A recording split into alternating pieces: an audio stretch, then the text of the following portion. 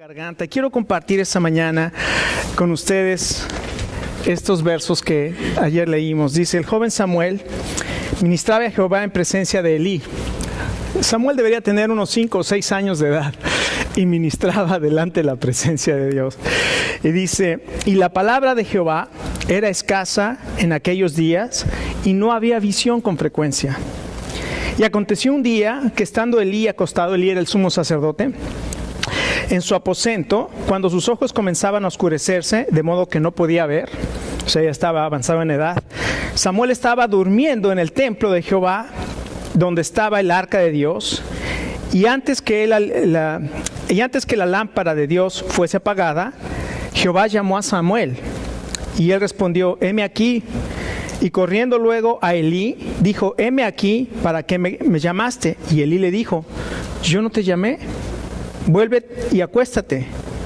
Y él se volvió y se acostó. Y Jehová volvió a llamar otra vez a Samuel, y levantándose Samuel vino a Elí y dijo: heme aquí, ¿para qué me has llamado? Y él dijo: hijo mío, yo no te he llamado, vuélvete y acuéstate. Y Samuel no había conocido aún a Jehová, ni la palabra de Jehová le había sido revelada. Jehová pues llamó la tercera vez a Samuel, y él se levantó y vino a Elí y le dijo: heme aquí, ¿para qué me llamó? Entonces, entendiendo Elí que Jehová le llamaba al joven, le dijo a Elí a Samuel: ve y acuéstate, y si te llamare, dirás: habla Jehová, porque tu siervo oye. Así se fue Samuel y se acostó en el lugar. Y vino Jehová y se paró y llamó como las otras veces: Samuel, Samuel.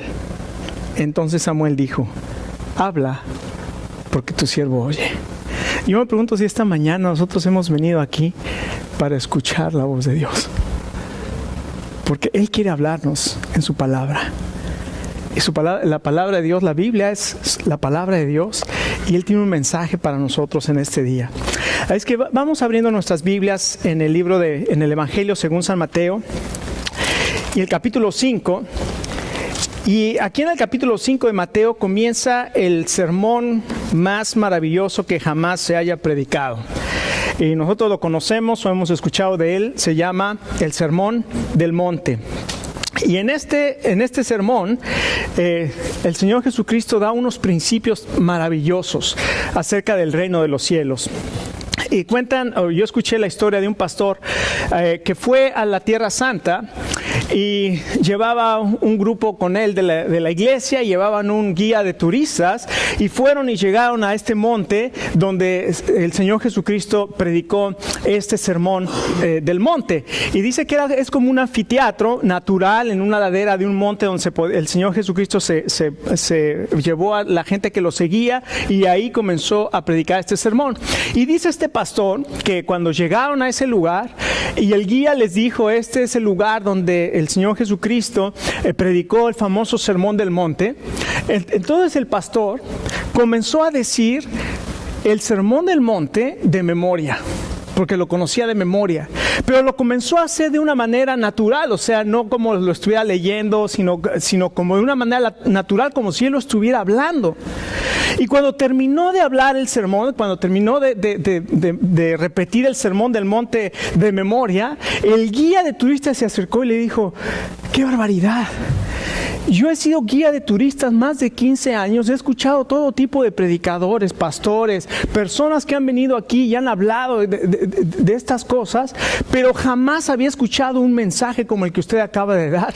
Y el guía de turistas, el pastor le dijo: lo único que hice fue hablar el Sermón del Monte, lo que el Señor Jesucristo dijo ese día. El Sermón del Monte tiene grandes enseñanzas para nosotros, porque este Sermón del Monte habla acerca de un lugar y de un reino que el Señor Jesucristo había traído para que nosotros pudiéramos vivir en él, y este es el reino de los cielos. La semana pasada comenzamos a hablar acerca del reino de los cielos y vimos cómo es el acceso al reino de los cielos. Tiene que haber arrepentimiento, y es una demanda bíblica el arrepentimiento para poder tener acceso al reino de los cielos. Es necesario recibir el perdón del Señor Jesucristo, el perdón de nuestros pecados, para tener acceso al reino de los cielos. Pero aquí en el capítulo 5 nos habla de las características de este reino de los cielos. Y usted conoce que el Señor Jesucristo dio las beatitudes o las bienaventuranzas. Vamos hoy a leer esas bienaventuranzas y vamos a ver cuáles son estas características del reino de los cielos. El mensaje de esta mañana se llama Ciudadanos del reino de los cielos. La pregunta es, ¿qué puedes hacer o qué puede hacer una persona para entrar en el reino de los cielos? Bueno, si nosotros podemos hacer esta pregunta tal vez de otra forma, podríamos entender mejor. En otras palabras, ¿qué tal si preguntamos dónde vas a pasar el resto de la eternidad? Como que esta pregunta se hace mucho más importante en nuestra vida. Es mucho más profunda que hablar del reino de los cielos. El reino de los cielos tal vez se hace muy abstracto, algo que bueno, no estoy seguro de qué se está hablando el reino de los cielos, pero cuando hablamos de dónde vas a pasar la eternidad, qué va a suceder contigo después de que te mueras. ¿Y quiénes son las personas que van a poder cumplir? Si aquí vamos a ver algunas demandas del Señor Jesucristo para los ciudadanos del reino de los cielos, cualquiera de nosotros podría decir, ¿quién puede cumplir con esas características? ¿No? Porque, por ejemplo, dentro del sermón del reino de los cielos, del sermón del monte, por ejemplo, dice, si tu mano derecha te es ocasión de caer, ¿se acuerdan qué dice? Córtala y échala de ti. Mejor te es entrar al reino de los cielos manco que con 2 manos ser echado ¿a dónde? Al infierno. Si tu ojo te es ocasión de caer, ¿qué dice? Sácalo. Mejor es entrar al reino de los cielos con un ojo que con 2 ojos ser echado al infierno. La palabra de Dios dice, oíste que fue dicho, no adulterarás. Mas yo te digo, cualquiera que vea a una mujer y la codicia en su corazón, ya adulteró con ella. El Señor Jesucristo dijo, oíste que fue dicho, amarás a tu prójimo y aborrecerás a tu enemigo, mas yo te digo, ama a tus enemigos, ora por aquellos que te persiguen. ¿Se imagina? Todas estas cosas uno piensa, y lo que realmente al final del Sermón del Monte, cuando la gente escuchó este mensaje, dice la Biblia que al final del Sermón del Monte, la gente que escuchó el mensaje se quedó maravillada de la enseñanza del Señor Jesús, porque lo que decía aparentemente era una contradicción, sobre todo las bienaventuranzas. Como dice, bienaventurado sos, dichoso, feliz eres cuando por mi causa te persigan. ¿Cómo puede ser una persona feliz cuando está siendo perseguido? Pregúntenle ahora a los cristianos que están en Irak y estos terroristas de ISIS que lo están persiguiendo. Si realmente son dichosos y felices, se pueden considerar felices o dichosos porque están siendo perseguidos por causa de la justicia. Lo que él estaba enseñando no chequeaba con sus conceptos de la felicidad. Entonces hay un mensaje mucho más profundo que el Señor Jesucristo tiene para cada uno de nosotros. ¿Cómo son los ciudadanos del reino de los cielos? Dice el Señor Jesucristo en su palabra lo siguiente: viendo la multitud, subió al monte y sentándose vinieron a él sus discípulos y abriendo su boca les enseñaba diciendo: bienaventurados los pobres en espíritu, porque de ellos es el reino de los cielos. Bienaventurados los que lloran, porque ellos recibirán consolación. Bienaventurados los mansos, porque ellos recibirán la tierra por heredad. Bienaventurados los que tienen hambre y sed de justicia, porque ellos serán saciados. Bienaventurados los misericordiosos, porque ellos alcanzarán misericordia. Bienaventurados los de limpio corazón, porque ellos verán a Dios. Bienaventurados los pacificadores, porque ellos serán llamados hijos de Dios. Bienaventurados los que padecen persecución por causa de la justicia, porque de ellos es el reino de los cielos. Bienaventurados sois cuando por mi causa os vituperen y os persigan y digan toda clase de mal contra ustedes, mintiendo. Gócense y alégrense, porque su galardón es grande en los cielos, porque así persiguieron a los profetas que fueron antes que ustedes. Qué palabras tan tremendas. En esta mañana Dios nos está diciendo, ustedes pueden gozarse y pueden ser felices. Esa palabra bienaventurado es una palabra que significa gozoso, dichoso, feliz, y nos dice por qué estos ciudadanos del reino pueden ser dichosos, gozosos y felices. Y en primer lugar, un ciudadano del reino puede ser gozoso, escuche, porque son personas salvas. Ahora, cuando digo esta palabra salvos o salvas, una persona salva, esta palabra que estoy diciendo salva es una palabra de iglesia. O sea, fuera de la iglesia usted jamás va a escuchar esa palabra. ¿Eres salvo? Si te preguntan a alguien si eres salvo fuera de la iglesia, o sea, la gente que no vive en una iglesia, que no se crió en una iglesia, esa palabra salvo simplemente no le suena lógica o coherente, sino dice, ¿qué quieres decir con eso de salvo? Me recuerda a un pastor, es un pastor que venía de Irán, él es iraní, pero cuando llegó a Estados Unidos, él llegó perseguido, estuvo a punto de ser ejecutado 3 veces y el Señor de una manera milagrosa lo salvó. Y llegó a Estados Unidos como un refugiado político. Y dice que para aprender inglés se iba ahí al mall del 70, ¿cómo se llama? El Crabtree Mall. Y se sentaba ahí para escuchar a la gente y tratar de entender inglés. Cuando de pronto llega una señora y se sienta junto de él y le dice, hola, me llamo fulana, y él dice, hello, pocas palabras que sabía de inglés, y le dice que venía de Irán y tenía 15 días en el país, no conocía a nadie. I don't know anybody, le dijo, I don't know anybody. Y entonces en la plática la señora se voltea y le dice, do you know Jesus? O sea, ¿conoces a Jesús? Y el iraní dice, no le acabo de decir que llevo 15 días en el país y que no conozco a nadie. Claro, a nosotros se nos hace tan común hablar de Jesús, pero para un iraní jamás le hablan de Jesús, y cuando llega aquí no sabe ni quién es Jesús. Para ellos Jesús se llama Isa, no se llama Jesús, se llama Isa, o sea, le llaman Isa. Entonces, cuando nosotros hablamos de la palabra salvo, es salvo, también nosotros nos quedamos así, y sobre todo si no hemos sido creados en un ambiente de la iglesia. Pero déjeme decirle que las personas salvas, escuche, cuando nos referimos a la persona que es una persona salva, es una persona que ha reconocido que no tiene nada en ella que la puede salvar. Y entonces reconoce la necesidad de un Salvador.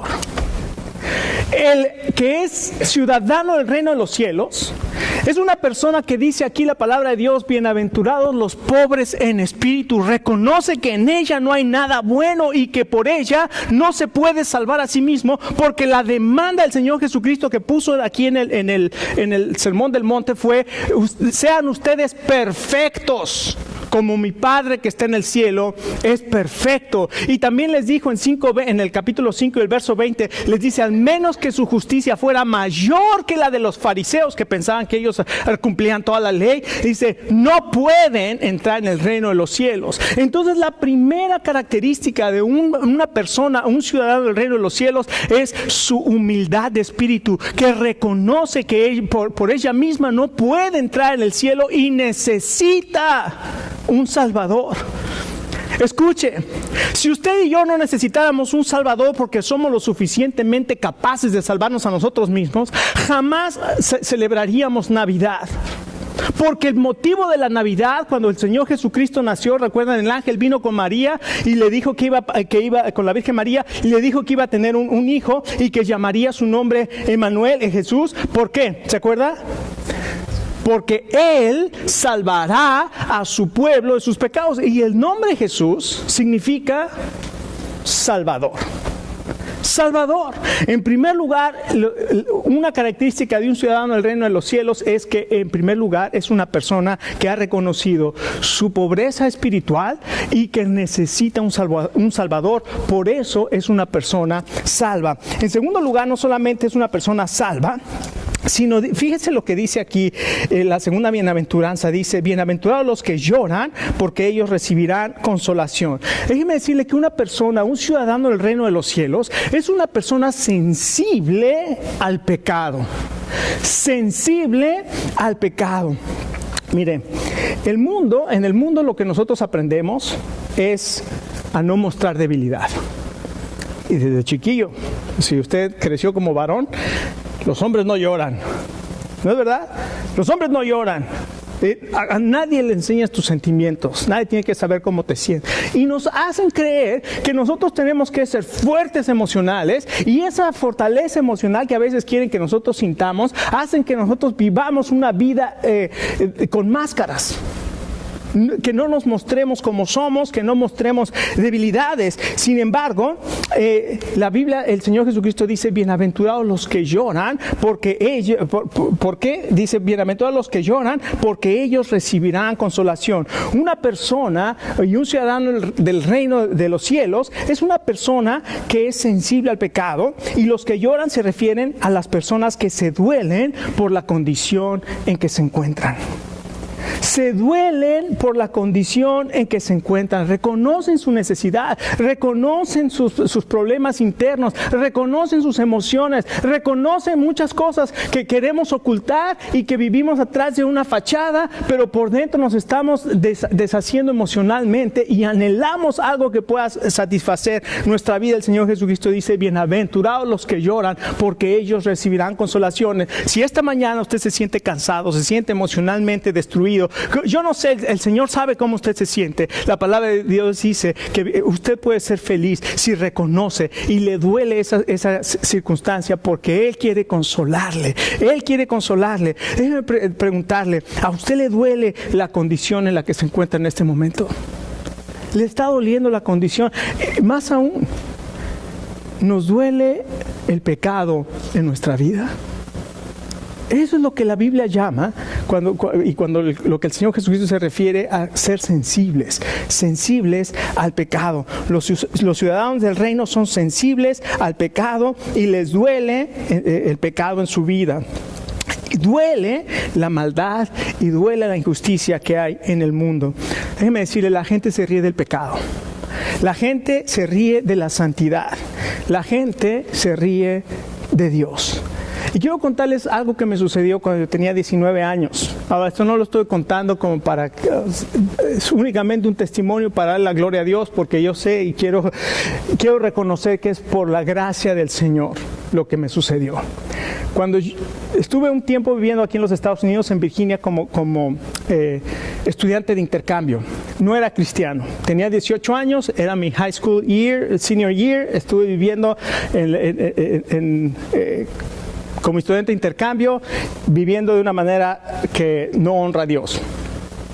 Regreso a México y el Señor tiene misericordia de mí, y un día voy a una iglesia, escucho un mensaje del perdón de Dios, de lo que Jesucristo hizo por mí en la cruz del Calvario, y aunque yo no quería ir a la iglesia, nada más fui para que me dejaran de molestar.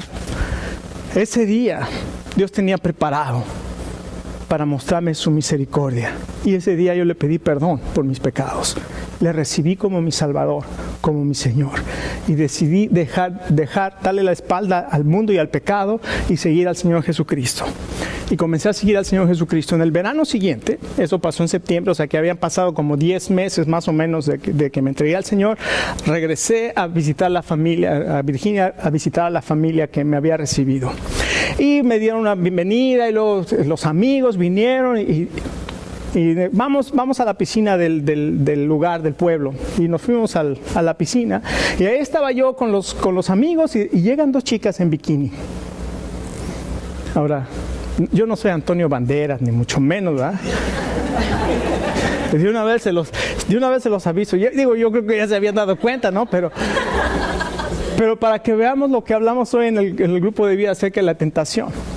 Se acercan estas dos chicas y me dicen, queremos tu cuerpo. Así. Nunca en mi vida me había pasado algo similar. Y mire, yo tenía 10 meses, 19 años, lejos de mi casa, lejos de la iglesia, lejos de las personas que me conocían. Y digo, ¿para qué soy mentiroso? O sea, las chicas estaban, como dicen aquí, they were fine, ¿no? O sea, no estaban feas, estaban bonitas. Y viene la tentación. Pero yo les dije una cosa. Les dije, no. Y me dijeron, ¿por qué? Y les dije, porque el sexo Dios lo hizo para el matrimonio. Y mire, la cara que pusieron, hasta yo puse esa misma cara. No me la creía que yo había dicho eso. Pero en serio, porque yo sé que es algo que vino del Señor, porque yo en mí soy débil, pero vino del Señor esa fortaleza en ese momento y pude resistir esa tentación. Y la cara de los amigos, bueno, me dijeron de todo, hasta me dijeron homosexual con otras palabras, ¿no? Pero gloria a Dios. ¿Y sabe qué sucede? La gente se ríe de que una persona quiera seguir al Señor Jesucristo y que quiera dedicar su vida a Él. Y comenzaron a reírse y comenzaron a burlarse, y el mundo se burla y la gente se ríe de que tú quieras tener un corazón puro para Dios. Pero la palabra de Dios dice: bienaventurados los que lloran, porque ellos van a recibir consolación. En el Salmo capítulo 2 dicen: ¿por qué se amotinan las gentes y los pueblos piensan cosas vanas? Se han unido contra Jehová y contra su Cristo, diciendo: vamos a romper de nosotros sus cuerdas, quitemos de nosotros sus ataduras. Y dice la Biblia: el que vive en los cielos se reirá de ellos. Los ateos dicen: ja, ja, ja, Dios. Y dice la Biblia: el que vive en los cielos es el que se ríe de ustedes, porque finalmente Él es el que tiene todo el poder. Y el mundo se puede reír, pero en el cielo hay un Dios todopoderoso que tiene misericordia de nosotros, y por su misericordia no nos ha destruido. Pero cuando una persona se burla y se ríe, dice la palabra de Dios que Él se va a reír también. Y va a ser algo tremendo. No solamente eso, no solamente son sensibles al pecado. En tercer lugar, el verso 5 habla de los mansos en su persona. Dice: bienaventurados los mansos, porque ellos recibirán la tierra por heredad. Escuche, la palabra manso es una palabra difícil de entender, porque mucha gente, es más, hasta nos dicen que tienes que ser manso, no menso, ¿verdad? Entonces, confundimos qué es ser manso y qué es ser menso. Muchas veces, manso a veces la entendemos de una manera negativa. Es más, los romanos mataban a la gente porque eran mansos. O sea, ellos no aceptaban esa mansedumbre. Pero la Biblia dice que Moisés era el hombre más manso de toda la tierra. Y escuche, Moisés, que era el hombre más manso de toda la tierra, se paró delante del hombre más poderoso de toda la tierra, que era Faraón, y le dijo: deja ir a mi pueblo. ¿Cómo es que Moisés era el hombre más manso de toda la tierra y se pudo parar delante del hombre más poderoso del mundo, con el ejército más poderoso del mundo, y le dijo: esto es lo que tienes que hacer? Porque la mansedumbre no tiene que ver con el carácter firme de una persona, sino la mansedumbre tiene que ver con algo mucho más profundo y más precioso. Escuche, el diccionario Vines de las palabras del Nuevo Testamento habla de que esta palabra es una palabra griega, mansedumbre, que es la palabra praus en griego, y es una disposición del espíritu humano hacia Dios, donde se acepta su voluntad para nosotros como buena. Es decir, es cuando tu corazón y tu alma saben que la voluntad de Dios es buena para tu vida. Y fíjense, esa palabra paraus, mansedumbre, se traduce como dominio propio. En Gálatas capítulo 5 verso 23, donde habla del fruto del Espíritu, dice dominio propio. Escuche, es muy fácil que cuando te enojas grites. Es muy fácil, eso es lo natural. Te gritas, tú gritas. Te enojas, gritas. Te hacen algo, lo devuelves. Pero lo difícil es tener dominio propio. Cuando te gritan, responde con mansedumbre. Eso se llama dominio propio. Esa es la mansedumbre, y la palabra de Dios dice: bienaventurados los mansos, porque ellos recibirán la tierra por heredad. No solamente la mansedumbre, sino también suspiran por justicia. En el verso 6 dice: bienaventurados los que tienen hambre y sed de justicia, porque ellos serán saciados. En contraste, lo que está diciendo el Señor Jesucristo es que, en contraste con los escribas y los fariseos, que creían que ellos eran justos y tenían la justicia, los ciudadanos del reino saben que no hay justicia en ellos mismos, pero anhelan la justicia de Dios. ¿Alguna vez has estado sediento? Bienaventurados los que tienen hambre y sed de justicia. El Salmo 63 es uno de mis salmos preferidos, porque ahí el salmista dice: Dios mío, Dios, Dios mío eres tú, de mañana te buscaré. Y dice, como en tierra seca y árida donde no hay agua, dice, así clama mi alma por ti. ¿Se imagina la tierra seca y árida donde no hay agua y está anhelando, clamando, deseando por agua? Dice, mi alma te anhela, oh Dios, de esa manera. Anhela la justicia de Dios, anhela la presencia de Dios, anhela esa presencia poderosa y santa de Dios en nuestra vida. Nadie puede acercarse a Dios sin reconocer primeramente, que nosotros no podemos justificarnos delante de Dios. Nadie puede ver la santidad de Dios, pero la Biblia dice que Jesucristo hizo el acceso posible a la santidad de Dios por el sacrificio que Él hizo. Y nosotros podemos anhelar su presencia en esta mañana. No nada más eso, después en el verso 7 y 8 habla de que son santificados. Escuche. Primero, una palabra de iglesia que hablamos que fue salvo, ¿verdad? Que reconoce su necesidad de un Salvador. Y aquí estamos hablando de otra palabra también de iglesias, santificados, son santificados. ¿Qué quiere decir eso de que son santificados? Bueno, quiere decir que han reconocido que ellos no pueden alcanzar la justicia de Dios, ni la misericordia, solamente por la misericordia de Dios que reciben el perdón. Pero ahí comienza un proceso. En ese momento de que recibimos el perdón de Dios, comienza un proceso de santificación, es decir, de que el carácter nuestro comienza a ser más semejante al carácter de Jesucristo. Comenzamos a dejar de ser menos como nosotros y comenzamos a ser más como Cristo. Y es un proceso, no quiere decir que ninguno de nosotros somos perfectos. Y esta iglesia aquí no hay ningún perfecto. Déjeme decirle, en esta iglesia nadie es perfecto. Todos somos, es como alcohólicos anónimos aquí, es pecadores anónimos. Somos pecadores arrepentidos que nos necesitamos unos a otros para animarnos a poder salir del pecado.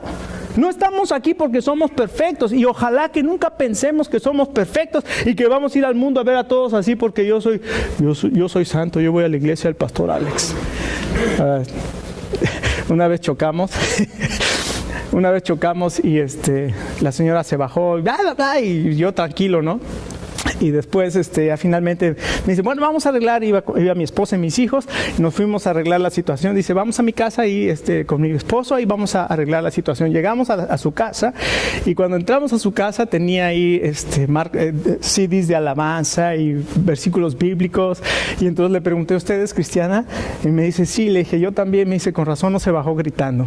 Y le dije, si me hubiera bajado gritando hubiera dicho que voy a la iglesia de aquí abajo.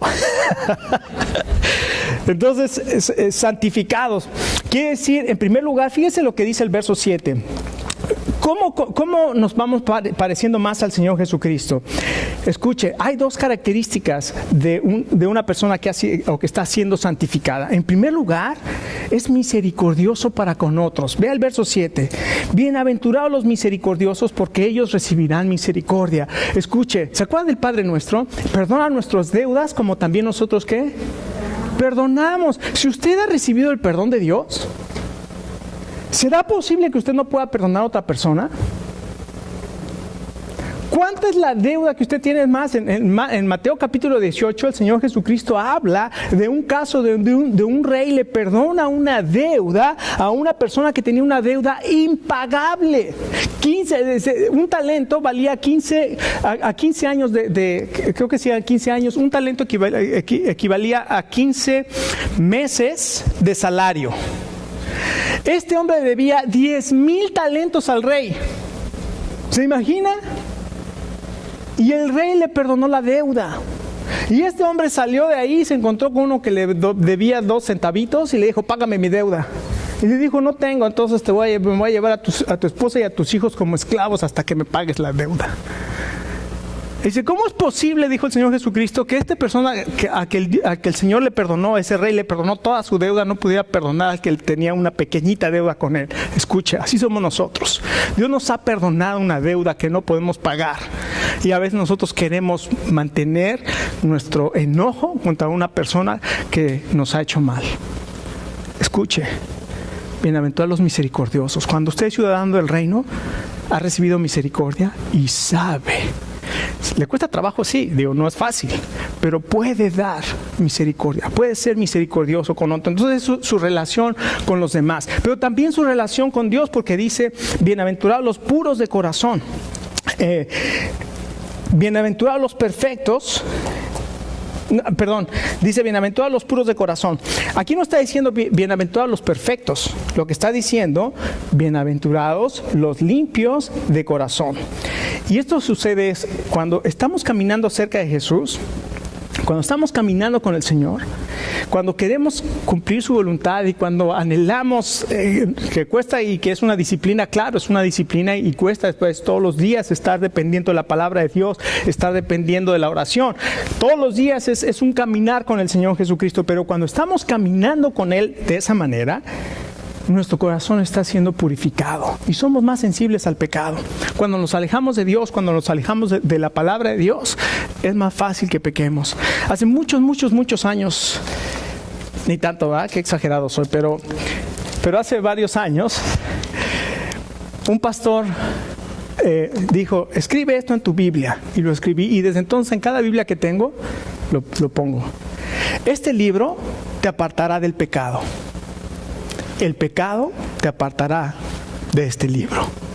Todas mis Biblias tienen esto. El pecado te va a apartar de este libro, pero este libro te va a apartar del pecado. Entre más tiempo paso en la palabra de Dios, entre más tiempo quiero conocer a Dios por lo que Él me ha dejado esta carta, me ha dejado esta es mi herencia, la herencia de Dios para nosotros, es el testamento de Dios para nosotros. Aquí tenemos todo lo que Dios nos ha dejado para conocerle, y cada que paso tiempo aquí, conozco más a Dios y conozco más al Señor Jesucristo, pero entre menos tiempo paso en el libro, en la Biblia, más más débil soy para caer en pecado. No solamente entonces son santificados, sino también son servidores. ¿Por qué? Dice el verso 9 y 11. Dice, bienaventurados los pacificadores, pero porque ellos serán llamados hijos de Dios. Voy a terminar con esto, que ya está, me queda un minuto, de acuerdo a este reloj. Bienaventurados los pacificadores, porque ellos verán a Dios. ¿Qué es un pacificador? A veces no entendemos que un pacificador es el que trata de poner orden entre dos personas que se están peleando, ¿no? Yo vengo y traigo la paz aquí.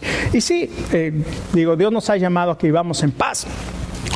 Pero más que eso, la Biblia dice que... la Biblia dice, justificados pues por la fe, tenemos paz para con Dios. Cuando una persona recibe a Jesucristo como su Salvador, reconoce su necesidad de Dios, pide perdón, le dice, Señor, yo no puedo salvarme a mí mismo, yo sé que Jesucristo murió por mis pecados en la cruz, te pido que me perdones. Y es un regalo. Lo único que necesitamos es reconocer, arrepentirnos y pedirle y creer, porque es por fe. Justificados pues por la fe, tenemos paz para con Dios. Ahora ya tenemos paz con Dios. Y ahora hay algo maravilloso. Ahora que tengo paz, puedo proclamar la paz y convertirme en un pacificador, porque la Biblia dice en Isaías 52 y la Biblia dice en Romanos 10, verso 15, qué hermosos son los pies sobre la tierra, de aquel que anuncia la paz, de aquel que trae buenas noticias y anuncia, reina Dios. Cuando yo tengo esa paz que he recibido por la fe y me convierto en un proclamador de la paz, cuando comparto con otras personas, el otro día dijeron algo que me avergonzó. Me dice, ¿conocen tus vecinos que eres cristiano? Wow, es que mis vecinos hablan inglés y yo hablo español. Sí, cuando quiero hablo español, ¿no? Podemos proclamar la paz. Y no solamente eso, escuche, resiste el sufrimiento. Dice los versos 10 y 11, bienaventurados los que padecen persecución por causa de la justicia. El verso 11 dice, bienaventurados sois cuando por mi causa los persigan. A veces tenemos que padecer sufrimiento, no es fácil. Yo no sé si a usted le gusta el fútbol americano. A mí sí me gusta, y ahora de vez en cuando lo veo, pero antes me pasaba todo el domingo viendo tanto soccer como el americano. Y hay un quarterback que me fascina, muy bueno, se llama Peyton Manning. Peyton Manning, ya lo estaba confundiendo con su hermano. Pero ahora está con los Denver Broncos, antes estaba con los Indianapolis Colts. Y este quarterback es muy bueno, casi como Brady, no tanto como Brady, ya me están viendo mal. Y un día sale la pelota, le dan la pelota, se va atrás para mandar un pase, y en eso estaba jugando contra los Colts, contra su equipo anterior, y sale Mathis, que es una mole de 6 pies 2 pulgadas, de 270 libras, y es rapidísimo y pega como patada de mula. Nunca me ha pegado, gracias a Dios, pero dicen que pega como patada de mula, y salió corriendo y le podía pegar directamente a Manning y él a su compañero. Y ustedes saben que una de las labores que tienen los corredores o los backs que están atrás es bloquear a los que entran. Y había un corredor, pero los corredores generalmente son más pequeños. Este corredor medía como 5 o 8 pies, o sea, y pesaba 180 libras, 190 libras, contra 6'2", 270 libras. ¿Y sabe lo que hizo este corredor? Le hizo así. ¡Pásale! Déjeme decirle, Dios nos llama a veces a que con nuestros 5 pies 6 pulgadas y nuestras 150 libras de peso nos pongamos delante de esa mole de 270 libras y recibir un impacto por el Señor Jesucristo. ¿Estás dispuesto? Esos son los ciudadanos del reino de Dios. Vamos a poner